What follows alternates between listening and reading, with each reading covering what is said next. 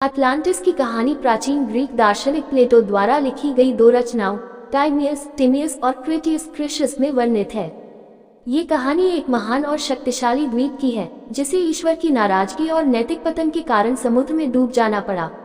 बहुत समय पहले हेराक्लिस के स्तंभों आज के जल्द मरुमध्य ऑफ जिब्राल्टर के पार अटलांटिस नामक एक विशाल और शक्तिशाली द्वीप था। ये द्वीप अपने अद्वितीय प्राकृतिक सौंदर्य और अद्भुत वास्तुकला के लिए प्रसिद्ध था। इसकी सभ्यता अत्यंत उन्नत थी और इसकी नौसेना अजेय मानी जाती थी। अटलांटिस के निवासी उन्नत तकनीक और स्थापत्य कला में निपुण थे। यहाँ भव्य महल, मंदिर, पुल और नहरें थी। द्वीप की राजधानी 3 कृत्रिम नहरों द्वारा घेरी हुई थी जो इसे समुद्र से जोड़ती थी। यहाँ सोने, चांदी और अन्य कीमती धातुओं की भरमार थी। अटलांटिस के राजा अटलांटिस को समुद्र के भगवान पोसाइडन ने खुद स्थापित किया था और इसके राजाओं को दिव्य शक्तियाँ प्राप्त थीं।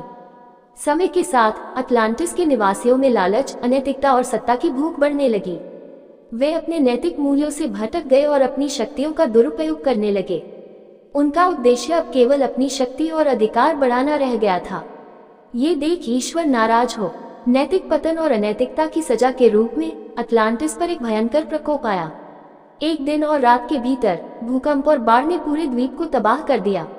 अटलांटिस समुद्र में डूब गया और इसके साथ ही उसकी सारी समृद्धि और वैभव भी समाप्त हो गए। अटलांटिस की कहानी प्लेटो ने शायद एक नैतिक शिक्षा देने के उद्देश्य से लिखी थी। ये कहानी बताती है कि नैतिक पतन और अनैतिकता का परिणाम कितना विनाशकारी हो सकता है। ये कहानी हमें याद दिलाती है कि नैतिकता, न्याय और ईमानदारी के बिना कोई भी सभ्यता स्थायी नहीं हो सकती। तारांकन आधुनिक समय में अटलांटिस तारांकन आज अटलांटिस एक रहस्यमय और आकर्षक पौराणिक कथा है। इसके अस्तित्व को लेकर विभिन्न सिद्धांत और अटकलें हैं, लेकिन वैज्ञानिक दृष्टिकोण से इसके वास्तविकता में होने का कोई प्रमाण नहीं मिला है। अटलांटिस की कहानी ने साहित्य, फिल्म और टीवी शोज में अपनी जगह बनाई है और यह आज भी लोगों के बीच उत्सुकता और रुचि का विषय बना हुआ है। अटलांटिस की कहानी हमें नैतिकता की महत्वपूर्णता और नैतिक मूल्यों के पतन के परिणामों के बारे में सोचने पर मजबूर करती है।